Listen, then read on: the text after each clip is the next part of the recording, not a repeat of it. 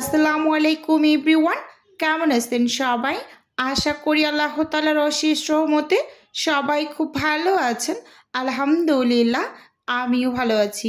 আজকে আমি আপনাদের সাথে শেয়ার করব অর্ডারের লাল আটার রুটিগুলো আমি কিভাবে তৈরি করে ডেলিভারি করি।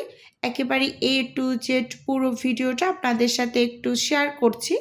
আশা করি আপনাদের কাছে আমার আজকের এই ভিডিওটিও ভীষণ ভালো লাগবে। প্রথমেই এখানে আমি এই যে লাল আটার 2 কেজির একটা প্যাকেট নিয়েছি। তো এটা আমার অর্ডারে ছিল একটা আন্টির 30 পিস সাদা আটার রুটি, সেই সাথে 20 পিস হচ্ছে লাল আটার রুটি। তো আমি রেডি করে নিচ্ছি। আর লাল আটাটার দাম কিন্তু একটু বেশি তুলনামূলক। তো এবার সাইডে রেখে দিয়েছি। তো লাল আটার রুটিগুলো আমি কিভাবে বানাবো, প্রথমেই যেখানে একটা বাটি দেখিয়ে দিচ্ছি, এই বাটিটা মেপে আমি 2 বাটি পানি নেব এবং ওই বাটি দিয়ে মেপে আমি 2 বাটি পরিমাণ আটা নেব। সব সময় সেদ্ধ আটার রুটি তৈরি করার ক্ষেত্রে পানির পরিমাণটা আপনি যে কোনো কাপ বাটি দিয়ে মেপে নেবেন। 1 কাপ পানির জন্য 1 কাপ আটা, 2 কাপ পানির জন্য 2 কাপ আটা, মানে দুইটা সমান সমান নেবেন, একদম পারফেক্ট হবে। এখানে আমি স্বাদ মতো লবণ দিয়েছি, সেই সাথে পানির মাঝে আমি 2 থেকে 3 টেবিল চামচের মতো রান্নার রেগুলার তেল দিয়ে ঢাকনা দিয়ে ঢেকে চুলোটাকে অন করে নিয়েছি। 1 মিনিট পরে ঢাকনাটা খুলে একটু ভালোভাবে নেড়ে চেড়ে নিলাম যাতে করে লবণটা গলে যায়। এবার ঢাকনা দিয়ে আমি পানির মাঝে খুব ভালোভাবে বলক তুলে নেব। এই যে দেখতেই পাচ্ছেন 4 থেকে 5 মিনিটের মাঝেই এরকম টকবক গিয়ে পানির মাঝে বলক উঠে এসেছে। এই পর্যায়ে ওই একই বাটি দিয়ে আমি 2 বাটি পরিমাণ এখানে লাল আটা নিয়ে নিলাম। নিয়ে খুব ভালোভাবে কিন্তু নেড়ে চেড়ে আটাগুলোকে সেদ্ধ করে নিতে হবে। এই কাইটা যত ভালোভাবে রেডি করতে পারবেন, রুটিগুলো কিন্তু ততটাই সফট হবে, এরকম আর কি। রুটি নরম করার ক্ষেত্রে অনেকটা এই যে কাইয়ের উপর ডিপেন্ড করে, যে যত ভালোভাবে কাইটা রেডি করতে পারে রুটিগুলো কিন্তু ততটাই নরম তুলতুলে এবং সফট হয়। তো দেখতেই পাচ্ছেন আমি ভালোভাবে নেড়ে চেড়ে একটু ঢাকা দিয়ে রেখেছিলাম।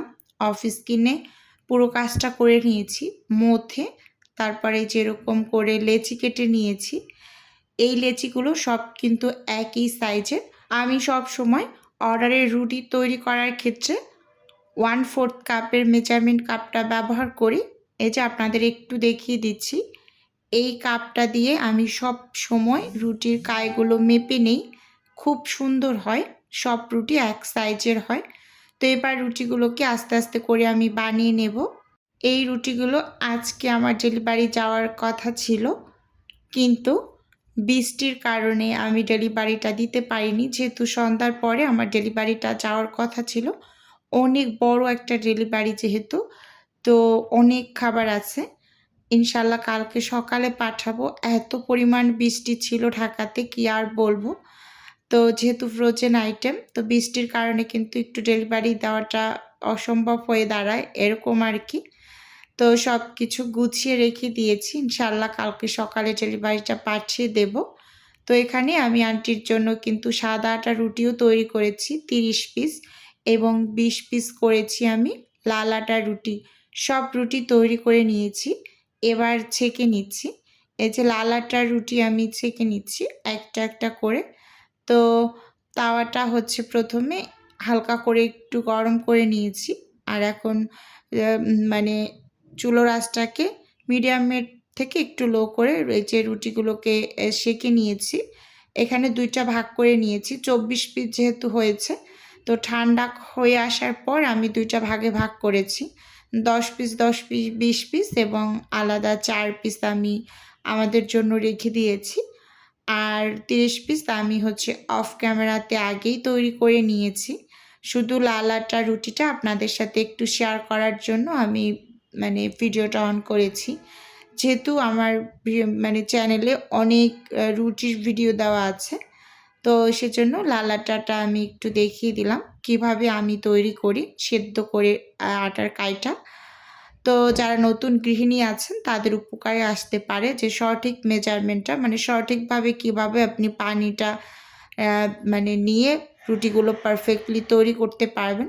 এখানে এই যে 20 পিস আমি রেডি করে নিয়েছি।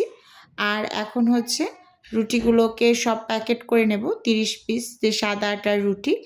তো একই আন্টির কিন্তু এই অর্ডারগুলো ছিল, তার কিন্তু পরোটার অর্ডারও আছে 30 পিস, সেটাও রেডি করেছি। তার অনেক বড় একটা অর্ডার, সম্পূর্ণ অর্ডারটা আমি রেডি করেছি, আজকে ডেলিভারি দেব।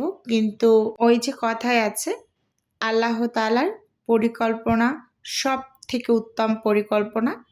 তো যাই হোক ইনশাল্লাহ কালকে ডেলিভারিটা করব। তো দেখুন এই যে আমি এখানে রুটিগুলোকে এক এক করে প্যাকেট করে নিয়েছি, লাল আটারগুলো নিয়েছি, এবার সাদা আটারগুলোও নিয়েছি।